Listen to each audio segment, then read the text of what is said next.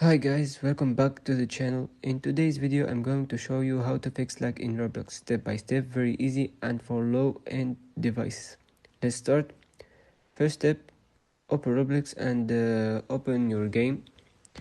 Click on settings. Second step, go to graphics mode. Turn graphic mode to manual.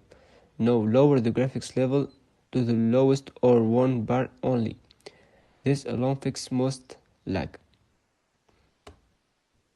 Third step, go to full screen mode.